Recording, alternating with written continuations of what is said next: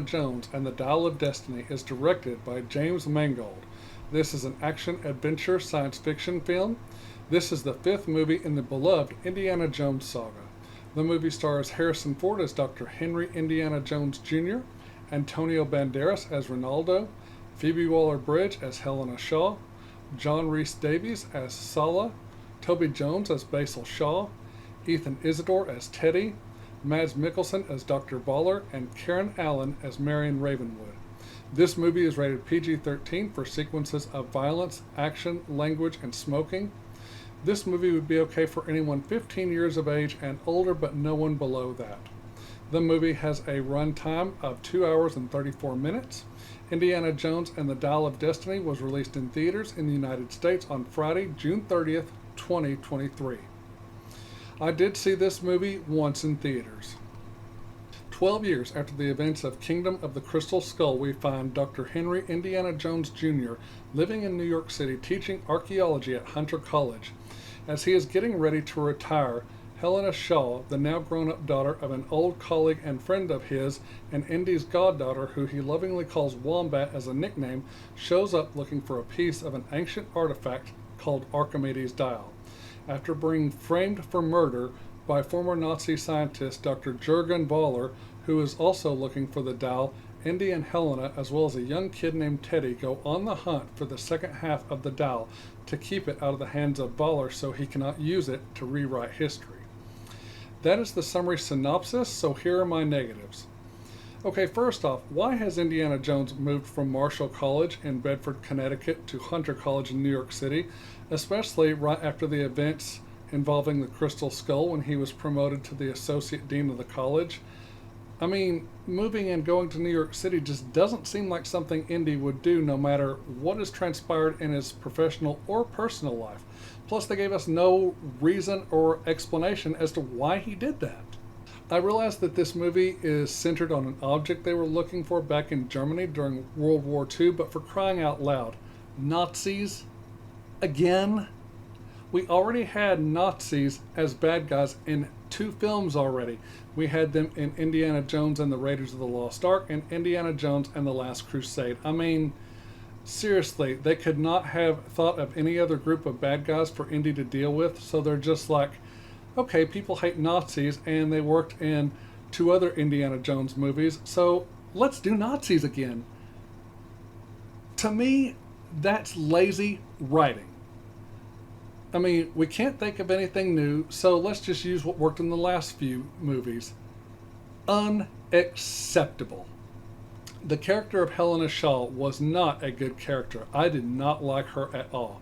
When we first meet her, when she's sitting in Indy's lecture hall as he's teaching, I kind of liked her, but then after she uses Indy the first time and traps him in the big room where all those ancient artifacts are stored, I really disliked her, and that continued throughout the film. She would act like she would need him and then use him for her personal gain and then leave him, and sometimes she would leave him alone in dangerous situations.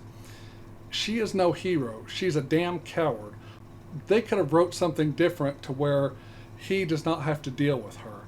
I guess that is Disney's, Lucasfilms, and Kathleen Kennedy's way of having a female hero, or in this case, anti-hero in my opinion, like she did with Rey in the Star Wars sequel trilogy. Helena Shaw really brought the movie down and was an absolute bitch. There were some good action sequences, however, they were way too long and way too drawn out. Like the first sequence on the train in Nazi Germany when Indy is rescuing Basil Shaw and retrieving the first half of the dial. That sequence went on way too long. A few other sequences in the film went on way too long as well.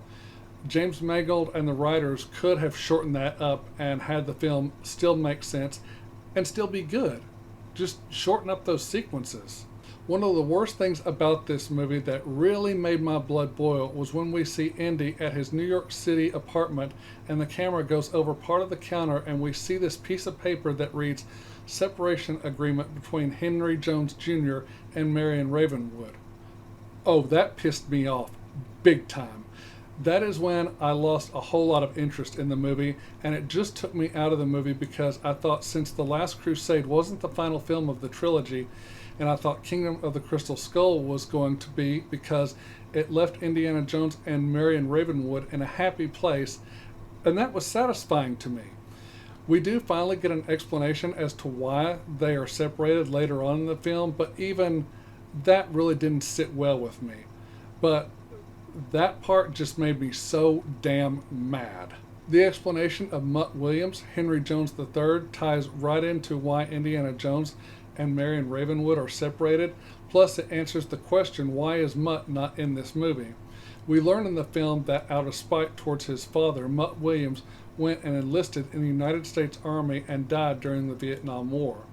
That was the explanation into why Shia LaBeouf did not return and reprise his role of Mutt Williams for this movie, but also, like actor Ezra Miller, in real life, Shia LaBeouf has made some questionable life choices in real life and has gotten himself into some trouble with the law, and nobody in Hollywood wants to hire or work with him on their movies because of his personal troubles as well as his legal troubles.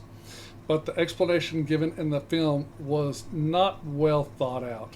If you remember in Kingdom of the Crystal Skull, Mutt is like this typical 50s leather jacket wearing, motorcycle riding greaser type guy. He never struck me as the type to go join the army and fight for his country. Maybe he really grew up in the past 12 years, but it just didn't seem right for the direction that Mutt Williams would go in his life. But that's just me.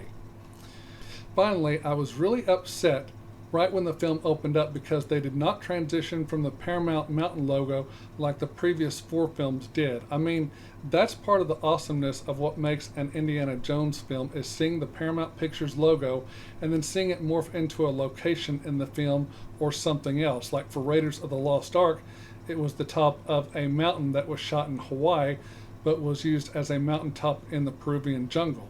For Temple of Doom, it was a mountaintop image embossed on the surface of this huge metal drum type instrument inside of Club Obi-Wan.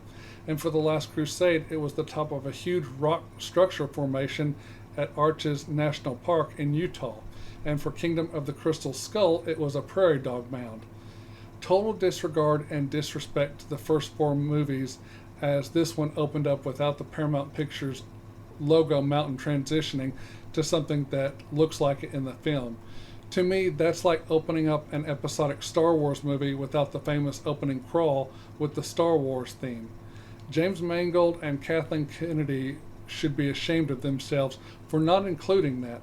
To me, that just shows the total lack of respect and appreciation that they have for these movies and the people that brought them to life the first 4 times. Okay, those are all my negatives. So now, here are my positives. The story is good, but that's all. It's just good. It has some really fast moments, some great action scenes, some funny moments, but it suffers from some dull and slow moments and at times crappy dialogue. But overall, it's okay. The characters were good except for Helena Shaw. Indiana Jones was still the typical Indiana Jones, just older, wiser, and a little bit slower these days, but still able to go on one last adventure. I loved the character of Ronaldo, who was the boat captain that Indy, Helena, and Teddy were on. He was awesome, funny, and interesting.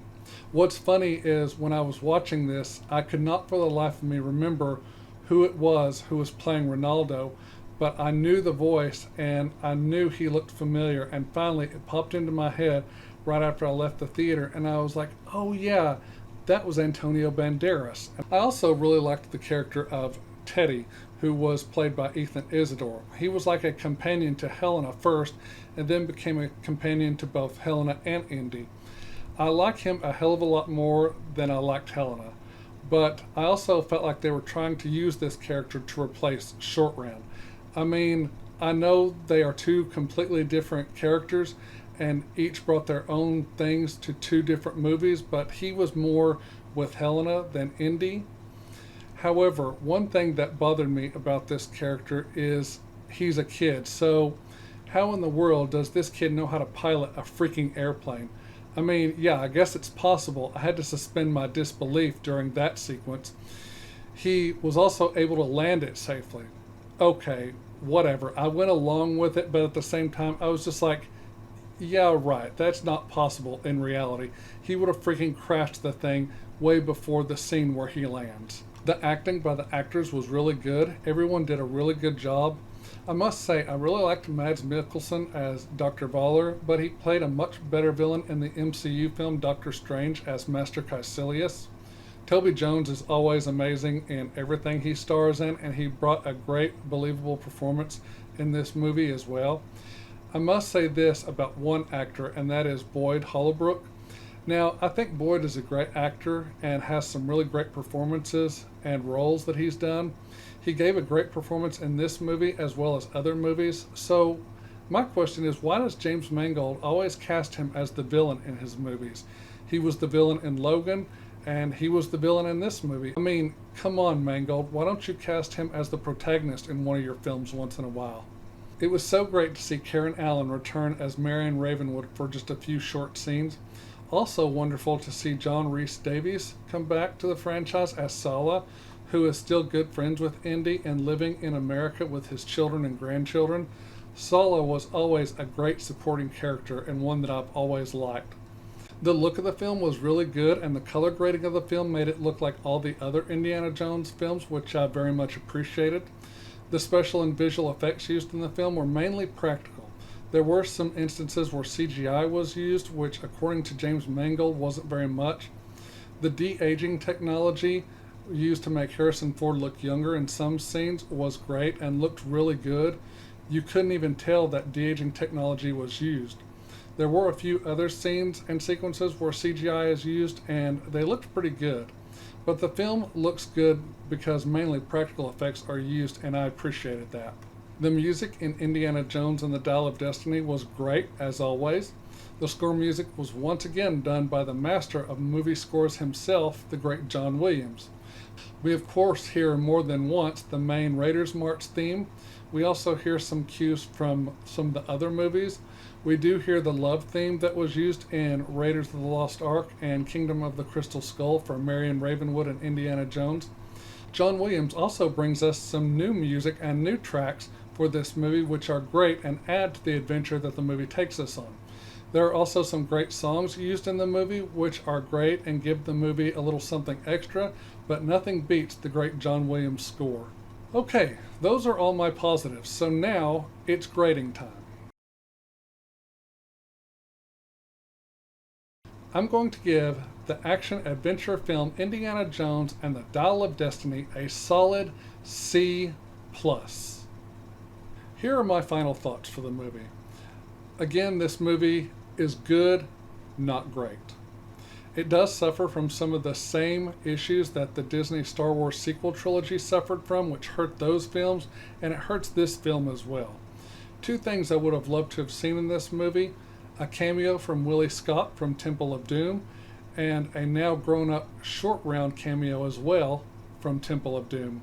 I would love to know what those characters are up to now and what they've been up to since we last saw them in Temple of Doom.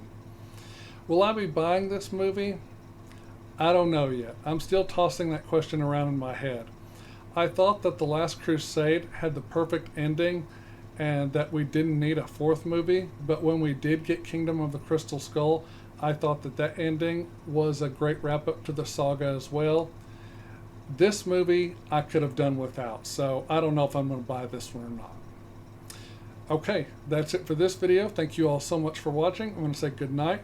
God bless. I love all of you, and I will see you all in the next video. Bye-bye.